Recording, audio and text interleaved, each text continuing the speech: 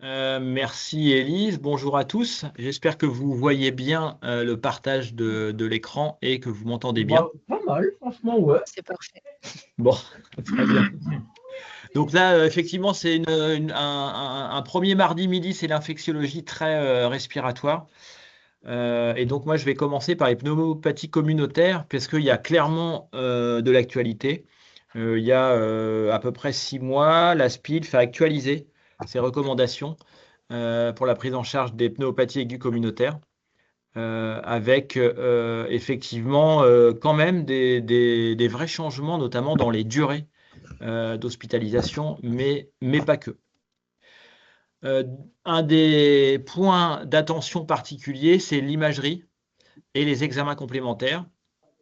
Effectivement, pour les pneumopathies communautaires gérées en soins primaires, donc en médecine de ville, Oui, mais est on va pouvoir mentionné avec une place Excusez-moi. particulière Attends, l'échographie Emmanuel. neuropulmonaire. Juste, est-ce que tout le monde peut bien Il couper son c'est micro, s'il vous plaît? fantastique. il y a de plus en plus de cabinets ou de pôles de santé qui ont un échographe. Donc, c'est un examen qui est hyper facile à faire, qui n'est pas invasif. Le délai d'obtention, il est par définition très court. Et c'est vrai qu'en cas de forte présomption de plaque Mais bactérienne, commençons à revenir quand nous ça a remplaçons vraiment Laurent. un intérêt. Et si l'échographie ou la radio est négative, eh ben, on peut reconsidérer quand même, on peut essayer de chercher d'autres étiologies. Pour les PAC hospitalisés, c'est pareil. Le scanner, en fait, n'est indiqué qu'en cas de doute diagnostique, mais pas en première intention. On l'a vu au congrès des En tout médecins. cas, un petit rappel quand même, c'est que les examens biologiques mesurant l'inflammation d'un individu type CRP et la PCT, qui est plutôt euh, un marqueur d'infection bactérienne, n'ont pas d'intérêt, tant pour le diagnostic initial que pour le suivi Il faut faire une radio éventuel. pulmonaire. Donc en tout cas, ça c'est un point d'attention fort. Et également en ambulatoire, les antigénuries, ça n'a pas d'intérêt également en première intention. Un petit mot sur le scanner thoracique qui peut avoir son intérêt quand il y a une non-réponse optimale, voire une aggravation des symptômes à 3 jours. On peut positionner cet examen dans ce cadre-là. Et puis, dans un délai un peu plus long, quand on est à 2-3 mois, si on a des facteurs de risque de cancer bronchopulmonaire, les facteurs, je ne vais pas vous faire l'injure de vous les citer, vous les connaissez. Là encore, il y a un intérêt à une imagerie tomodensitométrique pulmonaire. Alors, diapo suivante, ça marche pas. Aïe. Alors, je ne sais pas pourquoi je n'arrive pas à passer la diapo suivante. Ça y est, c'est bon. La place de l'ECBC. Alors, l'ECBC, c'est un examen qui est super dur à réaliser si on veut bien le réaliser, On fait pas de parce que crachin. ça nécessite des conditions de Bon, direct, parce réalisation qu'on fait dans qui sont nos très trucs de congrès. difficiles à obtenir en ville. Donc, globalement, il y a peu d'intérêt de l'examen cytobactériologique des crachats en ville, sauf exception. Et c'est ce que j'évoquais, la sensibilité est vraiment très dépendante des conditions de prélèvement, car le risque, c'est d'avoir tout simplement un reflet de la flore oropharyngée, plus que d'avoir une étiologie documentée d'une infection respiratoire. Donc finalement, le CBC, il n'a pas de place en ville, sauf vraiment de rares exceptions. Ensuite, quand réaliser un test moléculaire au cours des PAC, bah, en gros, en ambulatoire, il n'y a pas d'intérêt à réaliser des prélèvements, que ce soit sur un prélèvement respiratoire profond ou sur un écouvillon nasopharyngé. Évidemment, quand on est dans une prise en charge hospitalière, que la PAC soit grave ou pas, on va faire un écouvillon nasopharyngé. En deuxième intention, si on a une PCR virale d'emblée ou en deuxième intention, pardon. Et la deuxième intention, c'est si on a une PCR virale négative, si on a une PCR spécifique non disponible et qu'on a une suspicion d'une bactérie atypique, c'est les kits PCR quadriplex.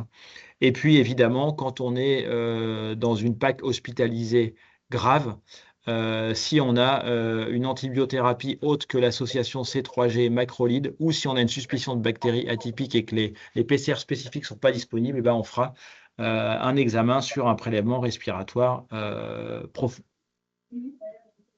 Les facteurs de risque, ça c'est une question que nos collègues de ville se posent évidemment.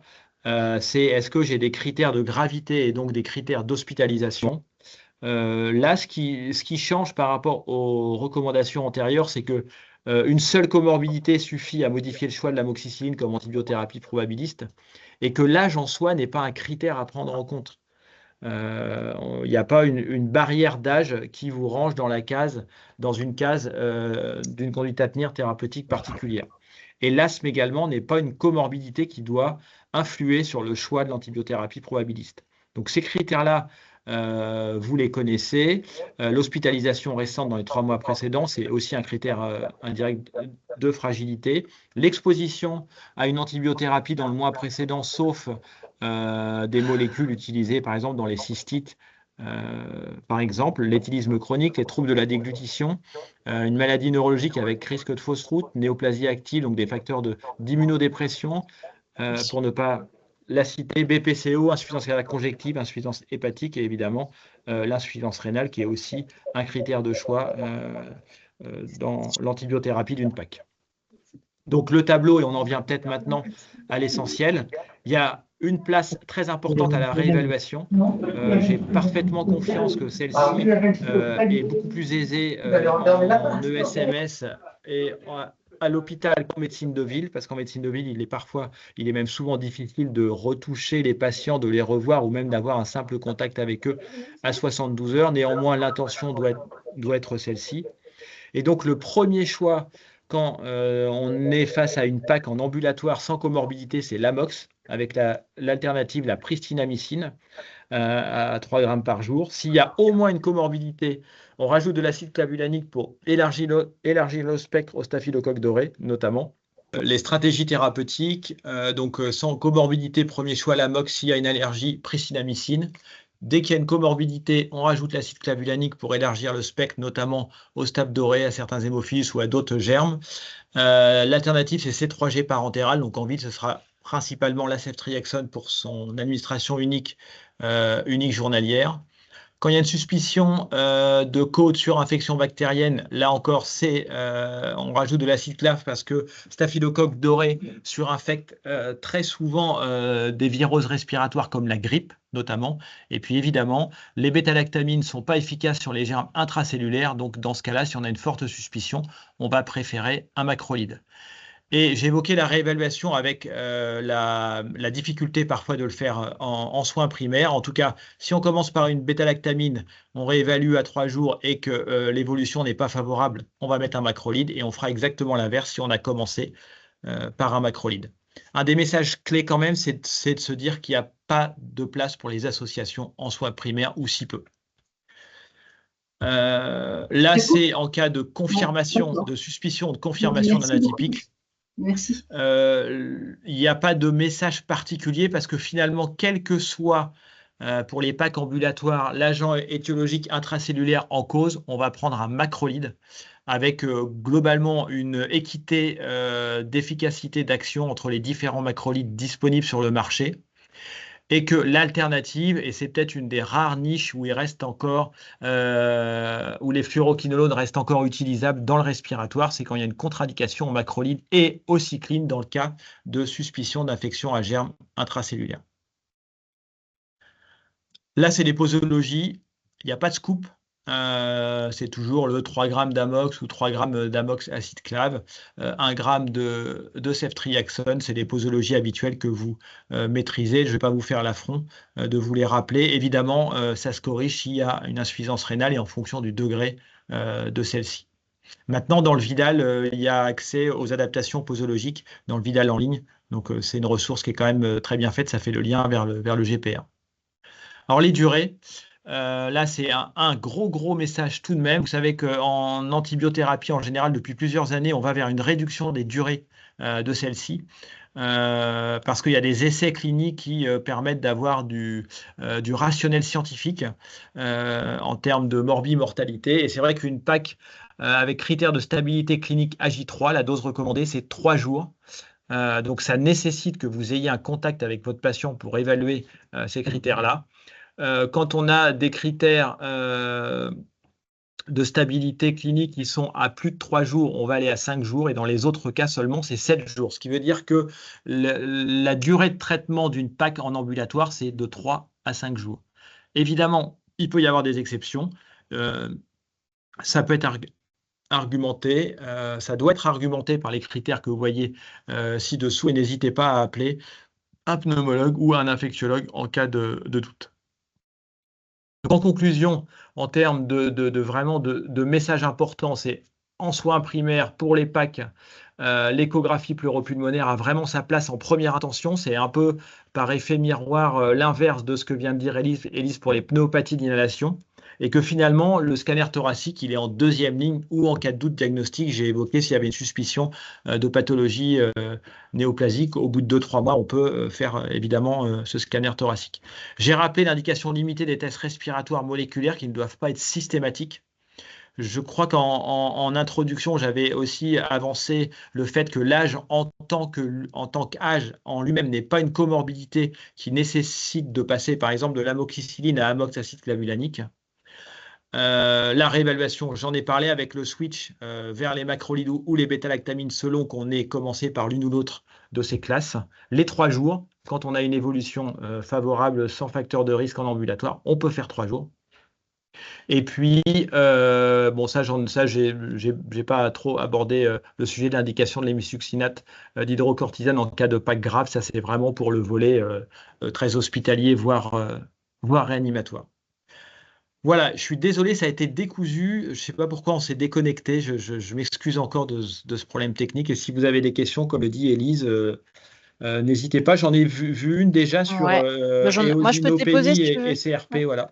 Je vais te les poser. Ouais, il y avait une première question pour toi, en effet, Manuel. C'était quid de l'association éosinophilie et CRP supérieur à 100 chez le sujet âgé comme valeur prédictive positive en faveur d'une infection bactérienne? Alors, il y a eu plusieurs travaux en la matière. Le dernier que j'ai lu, moi, c'était dans BMC Gériatrie en 2023 qui montrait qu'effectivement, associé au score cible, qui prenait en compte aussi d'autres facteurs de risque comme la BPCO, et ça avait ça avait une très bonne valeur diagnostique. Et que c'était effectivement des paramètres qui sont à prendre en compte. Et en fait, ça fait écho à plusieurs études. Je pense que ça a une petite vingtaine d'années, ce concept-là, éosinopénie plus CRP supérieur à 100 chez la personne âgée comme indicateur. Donc, on ne peut pas encore tirer de conclusion absolue. Néanmoins, il y a quand même plusieurs études qui montrent que le signal est quand même assez fort pour une bonne indication d'infection bactérienne quand on a ces deux conditions chez la personne âgée. Alors après, il peut y avoir des médicaments, je pense aux corticoïdes, qui peuvent modifier un peu l'éosinopénie par exemple, mais voilà, c'est en tout cas très intéressant et c'est absolument pas à balayer d'un revers de la main. C'est quand même très intéressant quand ça rentre dans un faisceau d'arguments en plus clinique. Je pense qu'effectivement, c'est un facteur à prendre en compte. Il y a une autre question, c'est chez les enfants, est-ce qu'on fait aussi une durée de traitement raccourcie? Alors moi, j'ai pas d'expérience en pédiatrie, je vais être Non, mais très moi, honnête. j'ai cherché pour Pour toi moi, entre c'était deux. chez l'adulte, mais J'ai cherché je te entre laisse deux pour répondre, toi, Élise. Emmanuel. Ah, En fait, merci. c'est ouais, parce que je n'étais pas sûre non plus. Donc, il y a un gros travail de l'HAS là qui date assez récemment, de début janvier ou enfin de début 2025. En effet, la durée de traitement première intention en cas de suspicion de pneumopathie à pneumocoque chez l'enfant, c'est 5 jours d'amoxicilline 80 à 100 mg kg en 2 prises. En cas d'allergie, c'est ceftriaxone. Et donc, vraiment, c'est 5 jours en cas de pneumonie non compliquée avec amélioration des signes cliniques. Donc, c'est un petit peu quand même pareil que l'adulte. On arrête de faire trop long, même chez les enfants. Et en cas de suspicion de pneumopathie atypique, donc vous savez, avec le tableau de Mycoplasma pneumoniae, avec vraiment atteinte cutanée ou atteinte aussi muqueuse, par exemple, là, c'est bien sûr un macrolide en première intention, avec également une durée de traitement qui est fixée à 5 jours également. Donc ça, on peut vous le mettre après dans la discussion. Je peux déjà le faire tout de suite pour la reconnaissance. Mais du coup, il n'y a pas 3 jours chez l'enfant, Élise. Non, bah, j'ai pas trouvé. C'est ça. C'est 5. J'avais d'autres questions. Attends, il y avait une autre question sur le scanner thoracique. Aucun intérêt à l'injection pour le scan thoracique pour une atteinte pulmonaire. Donc vraiment, là, c'est scan sans injection. On peut même demander un scan low dose. Ce n'est pas directement mis dans la recommandation pneumopathie d'inhalation, mais je pense que si vos radiologues peuvent être de faire low dose, donc c'est-à-dire moins dosé, hein, mais on voit très bien le parenchyme, ça peut être également intéressant. Donc pas d'injection. Oui, en cas d'antibiothérapie hospitalière après confirmation auprès des infectieux, cela peut être organisé en HAD ou hospitalisation systématique. Non, on peut très bien faire l'inésolide, c'est une distribution, enfin c'est une délivrance, excusez-moi, hospitalière, mais elle peut être très bien prise, c'est du Péros, donc ça peut être fait à la maison pour une suspicion de Staph aureus métière. Et pour la tazocilline, je pense que l'instauration, c'est quand même un peu plus facile en milieu hospitalier, mais si vous n'avez pas d'autre choix thérapeutique que de faire de la tazocilline pendant toute la durée du traitement, ça peut être fait éventuellement en HAD et même en prestataire de service à domicile. Voilà, en fait, ce qui régit le statut HAD ou pas d'une prise en charge, c'est le statut du médicament. Si c'est un médicament de la réserve hospitalière, ça peut être que de l'HAD, effectivement. Si c'est des médicaments à prescription et délivrance hospitalière, comme le dit Élise, c'est simplement une prescription d'un médecin hospitalier. L'exemple de l'inésolide est parfait. Sinon, ça peut être un prestataire pour de la ceftriaxone. C'est pas de l'HAD, c'est un prestataire. Alors, on a une remarque qui est tout à fait pertinente qui nous dit: «En ville, les délais d'échographie sont de 3 à 4 semaines, voire plus. Cela me paraît peu réalisable et applicable». On est bien d'accord. Je pense que cette recommandation se basait ou voulait motiver aussi les infectiologues et les médecins en général à se former à l'échographie, ce qui est aussi peut-être un vœu pieux, pour ensuite avancer. Je pense que ça va être compliqué de tous faire ça, mais je sais que quand même ça bouge un petit peu en ville, en tout cas en médecine de ville. Les médecins généralistes, beaucoup se forment à l'échographie. Donc c'est une discussion. C'est vrai que s'il faut attendre le radiologue pour voir l'échographie, ça semble être pas du tout adapté. Et c'est là peut-être que le scan thoracique, et puis à défaut, vous avez retenu, à défaut, c'est la radiographie thoracique. La radio, ouais. Alors moi, ce que je peux voir par rapport à ça dans mon territoire, mais qui n'est pas forcément représentatif, c'est que les pôles de santé, enfin pour la plupart, ils ont un échographe et les médecins effectivement essaient de se former sur des gestes d'écho de base pulmonaires, digestives notamment, mais c'est pas absolu effectivement. Il y a une autre question sur la ceftriaxone en sous-cutané. Alors oui, en fait, il ne faut pas retenir injection, c'est une perfusion. Et donc généralement, pour améliorer la tolérance, il faut vraiment perfuser sur 30 à voire 45 minutes. Donc c'est vraiment pas une injection. Donc il faut bien rectifier la prescription si c'est une prescription ambulatoire. Il faut mettre perfusion de ceftriaxone.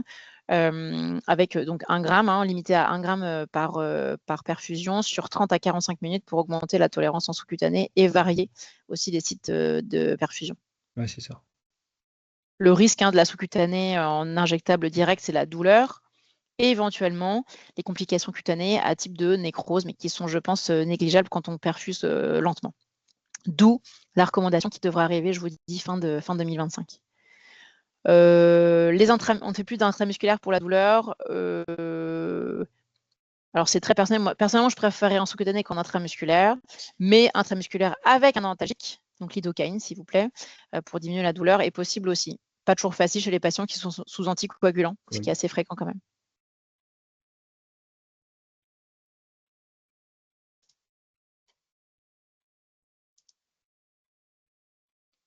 Il est 14h10, je ne sais pas s'il y a d'autres questions. Sinon, on va essayer de respecter au maximum malgré les problèmes techniques pour cette première, qui restera marquante pour ça déjà. S'il n'y a pas d'autres questions, je pense qu'on va s'arrêter là. S'il y a d'autres questions, mais qui reviennent après, vous pouvez toujours envoyer un message à Normand Thibio et en fait, nos 2 secrétaires nous envoient les avis infectieux ou en tout cas les demandes de formation, etc. Intermède pneumopathie d'inhalation. Et donc, nouvelle recommandation aussi de 2025. Vous avez 2 versions. Une version assez simple d'abord quand même, qui est le diaporama tout en haut à gauche sur les recommandations pneumopathie d'inhalation. Une recommandation écrite en collaboration avec la SPIF, Société de pathologie infectieuse en langue française, mais aussi la Société française de gériatrie et le GINGER, qui est donc un groupe de travail commun entre ces 2 sociétés savantes. Et vous avez la grande partie article, une partie anglaise, une partie française, qui est assez facile à s'approprier, mais peut-être un peu moins que le diaporama. Alors, rapidement, pour les pneumopathies d'inhalation, ce qui est important, c'est qu'il y a vraiment des définitions maintenant très précises. La première, donc la pneumopathie d'inhalation, c'est vraiment une prolifération et une invasion bactérienne du parenchyme pulmonaire secondaire à une inhalation de sécrétions colonisées par des bactéries pathogènes. Et en fait, c'est vraiment à différencier de 2 choses. 1, la pneumopathie chimique, c'est-à-dire vous avez été témoin, le patient a été malheureusement victime d'une inhalation du contenu gastrique qui peut être à l'origine d'une réaction inflammatoire précoce sans cause bactérienne. Et en fait, il n'y a pas de période d'incubation. Donc, vous avez le patient à inhaler, il va être un petit peu dyspnéique pendant 24 heures, mais il n'y aura pas de pneumopathie secondairement. Et bien sûr, différent de l'obstruction mécanique qui serait bien sûr inhalation de fluide ou de matériel obstruant les voies aériennes ou déclenchant un réflexe de fermeture des voies respiratoires sans réaction inflammatoire. Donc, il faut vraiment qu'il y ait une réaction inflammatoire infectieuse du parenchyme pour décider d'une pneumopathie d'inhalation. Donc, les critères diagnostiques de la pneumopathie d'inhalation, ça c'est vraiment issu du diaporama de la SPILF. Donc, c'est 1 plus 2, c'est-à-dire 1, vous avez un diagnostic positif de pneumonie clinique, donc des signes cliniques d'infection respiratoire basse, et une documentation entre guillemets radiologique. Il faut vraiment qu'il y ait une radiographie, mais on verra surtout un scanner pour documenter cette pneumopathie. Et 2, c'est un diagnostic étiologique d'inhalation. C'est important, on va le voir juste après. Donc, il faut vraiment qu'il y ait des troubles de déglutition, une pneumopathie, enfin une inhalation documentée, visualisée par un soignant ou le médecin, ou une atteinte radiologique évocatrice, puis ça va être plutôt déclive, plutôt à droite, vous savez, du fait de l'anatomie bronchique. Donc, c'est vraiment la pneumonie, c'est vraiment les deux choses. Et un tableau respiratoire aigu qui survient immédiatement après une fausse route. Donc, la pneumopathie chimique n'est pas une pneumopathie d'inhalation. Pourquoi c'est important vraiment d'avoir ce côté inhalation? Parce que c'est un peu une physiopathologie différente, c'est une documentation microbiologique différente et c'est vraiment à différencier de la pneumopathie acquise à l'hôpital, donc vraiment la pneumopathie acquise sous ventilation mécanique qui est vraiment très particulière, différent de la pneumopathie aiguë communautaire dont Emmanuel était en train de vous parler, et de la pneumopathie acquise en EHPAD, même si des fois on n'est pas très loin entre pneumopathie d'inhalation et la pneumopathie en EHPAD. Alors, c'est important puisque la documentation est un peu différente. Et donc, globalement, dans la littérature, les pneumopathies d'inhalation sont documentées à Streptococcus pneumoniae, Haemophilus influenzae, Staphylococcus aureus et des entérobactérales. Donc, la flore en partie aussi oropharyngée ou digestive. Assez rarement Pseudomonas aeruginosa. Et puis, souvent, on se disait, non, mais comme c'est la flore oropharyngée, j'ai des anaérobies, il faut vraiment que je couvre ce spectre très large avec les anaérobies. Et en fait, dans les études, alors bien sûr, c'est pas si fréquent de documenter une pneumopathie d'inhalation. Souvent, on ne va pas jusqu'à la bronchoscopie pour documenter. Néanmoins, dans les études, on ne retrouve pas vraiment une prévalence importante d'anaérobie entre 2 et 4%. Et donc, c'est important d'avoir en tête ce spectre pour décider de l'antibiothérapie par rapport à la documentation habituelle. Les facteurs de risque, je pense que vous les connaissez, donc c'est troubles de vigilance, troubles de déglutition connus, mais aussi les facteurs favorisant le reflux gastrique, donc une hernie hiatale, une sonde nasogastrique, excusez-moi pour la coquille, une éventuelle constipation, un syndrome occlusif, des anticholinergiques, la grossesse, une obésité et également de l'acide. Et puis également anomalie des réflexes pharyngés au cours de la toux ou des vomissements. Ce qui est important, on l'a déjà vu, c'est que dans la définition de la pneumopathie d'inhalation, vous avez le tableau clinique, le contexte d'inhalation ou de trouble de déglutition, mais aussi la documentation d'avoir la certitude qu'il y a vraiment une pneumopathie sur l'imagerie.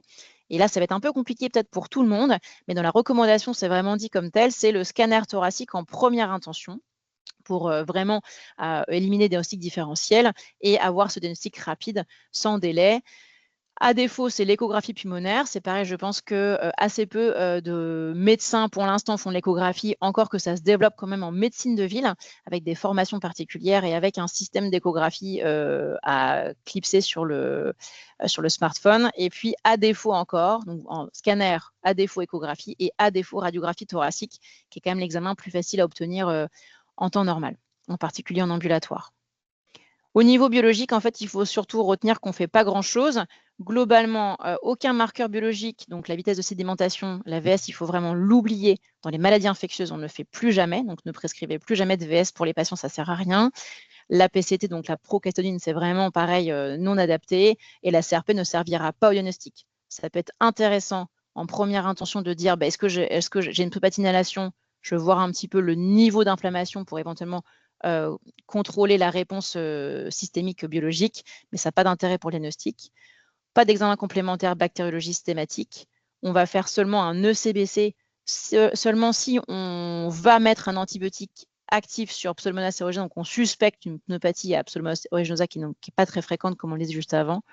Aucun intérêt pour les antinuries, pneumocoque ou légionnelle. Et par contre, quand même, diagnostic différentiel de l'inhalation, ça va être plutôt la pneumopathie virale. Et donc, en période épidémique, et ça commence déjà pour la Covid-19 en Normandie, il faut penser aux tests de diagnostic, grippe, VRS et SARS-CoV-2.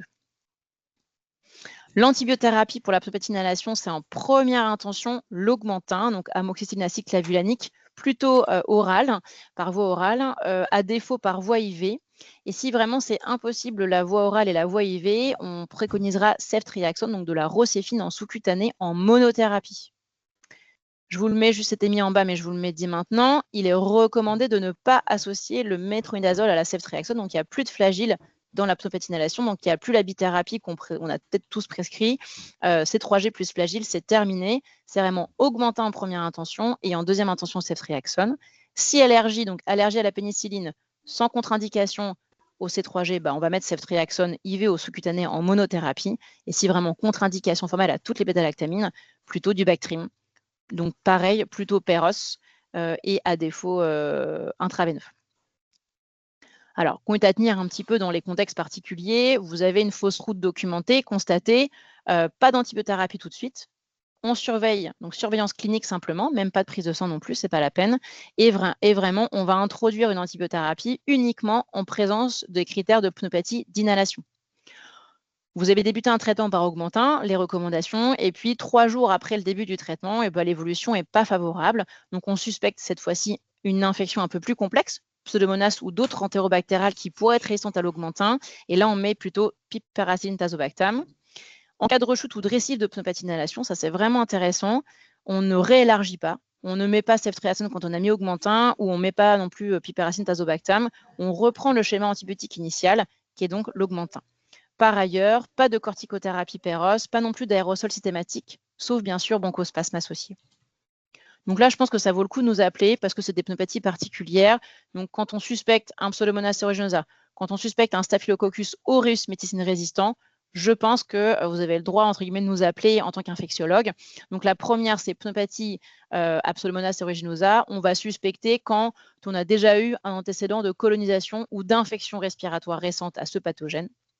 Quand on a eu une antibiothérapie parentérale très large spectre qui va vraiment modifier la flore du patient qui date de moins de 3 mois, ou un patient atteint d'une BPCO sévère, ou avec des bronchectasies, donc dilatation des bronches connues, ou une trachéotomie, on doit penser à ce pathogène et donc on doit mettre en probabiliste plutôt Piperacillin tazobactam.